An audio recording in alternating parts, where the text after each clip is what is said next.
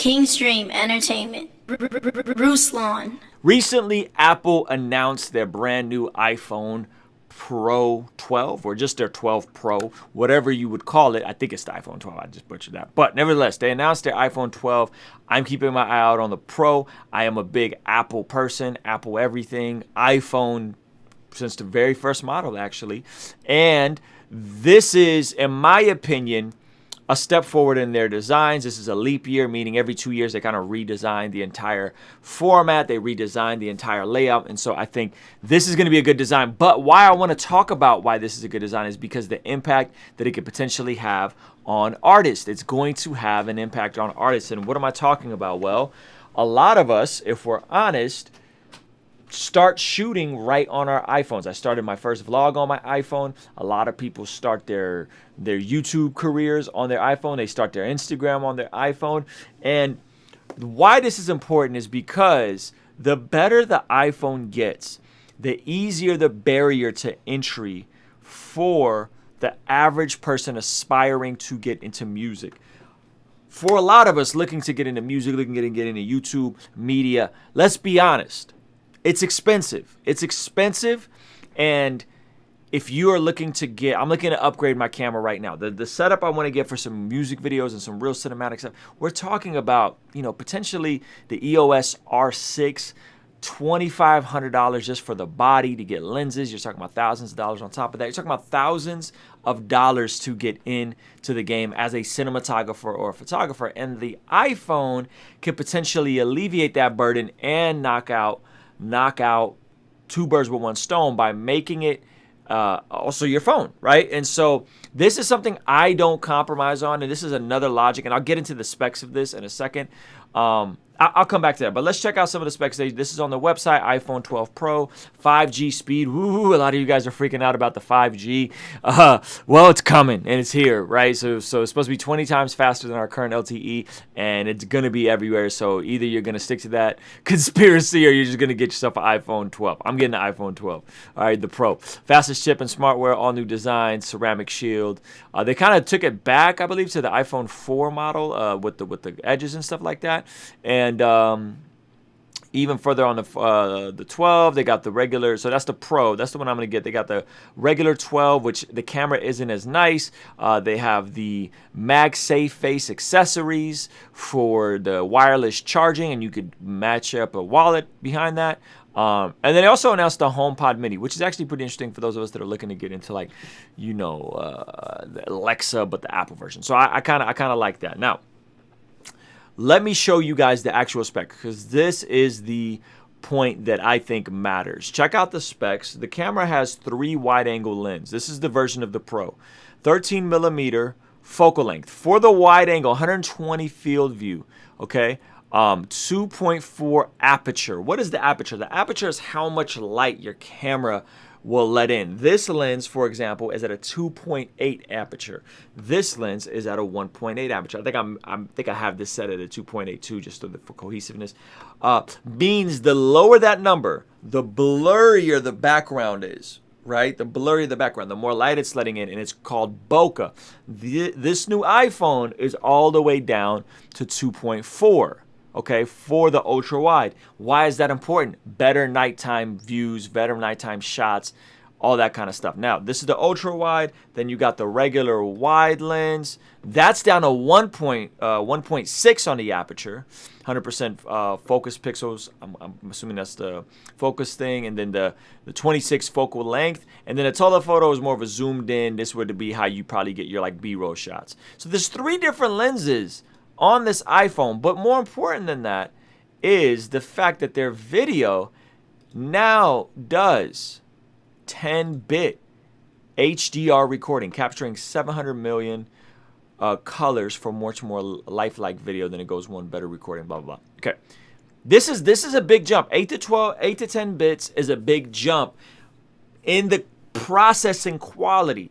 So you're basically walking around with a device that is better and stronger than a lot of our computers were 10 years ago. Better and stronger than, on the specs at least, than a lot of the DSLRs were 10 years ago.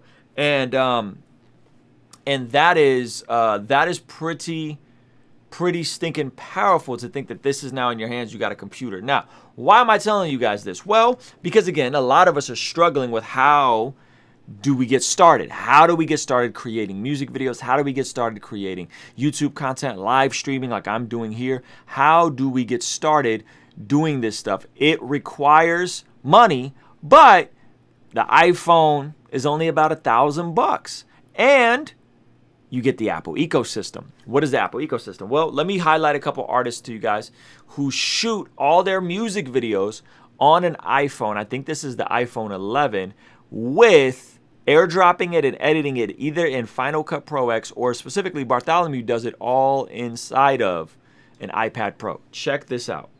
This is some of his music, Fan Love Friday. I'm going to turn it down so there's no content ID issues.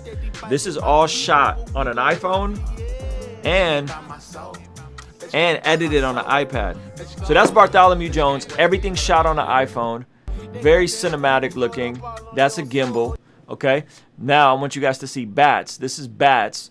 He's also a part of our Patreon community. All shot on an iPhone. What has changed? They kill you for some change. Because you wearing blue, they will shoot you in the brain. They hate you, we can't contain. The cycle is all the same. The pain, we can't refrain from letting these bullets rain. Go dang. Look, my people spiritually poor. Not a lot of us on top. It's really... That is all iPhone.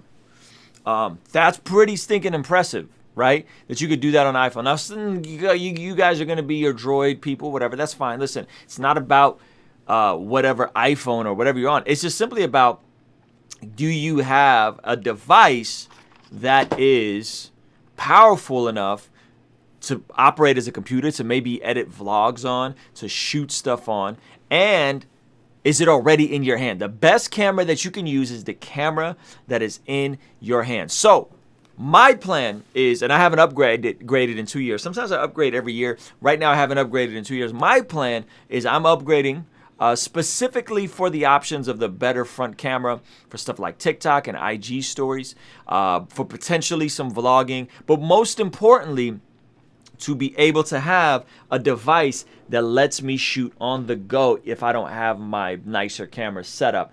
That to me is crucial. On top of it, consider this. How much is your time worth, right? How much is your time worth? My time is worth a lot. What does that mean? That means that me upgrading my phone to even just be 10% more efficient is worth it, okay? Because if I'm just 10% more efficient, you compound that over the course of a year, and me being 10% more efficient creating content, me being 10% more efficient responding to messages, email, all of those things. If I'm 10% faster over the course of the year, I actually save money if you factor it in that way. Yes, it's a huge expense. $1,000 is a lot for a phone. And by the way, don't go into debt doing this kind of stuff. I don't recommend that. But me updating my phone, my laptop, all those, my Wi-Fi, all those are great investments because it makes me efficient because I'm already profitable. And so imagine if you can be in a place creatively. Imagine if you could be in a place creatively where there is no barrier in technology, where you can just jump right into the creative process, where you can jump right into shooting your music videos, editing your videos all on the same device potentially, or airdropping them to an iPad Pro. You can be off the ground doing your own music videos for $1,000 iPhone and $1,000 iPad. That's as cheap as it's going to get to get into this game. And like I said, Bart shoots all of his own videos on his iPhone. He does all of his own editing on his iPad Pro. That is pretty incredible. And I would recommend that as the route for those of you guys that are just getting started. You may not have a lot of bread. Listen, the best camera is going to be the one you have access to, which is probably going to be the one in your phone. And you can get accessories for it, and you can get all kinds of cool stuff for it to make it with the moment lens and all kinds of different stuff. It is a powerful tool. I love it. I co-sign it. All my gear is Apple. I'm in the ecosystem, which is really how they get you, right? It's you buy a device and then everything kind of syncs up flawlessly. Your text messages sync up, your FaceTime syncs up, your calendars sync up. It's, AirDrop.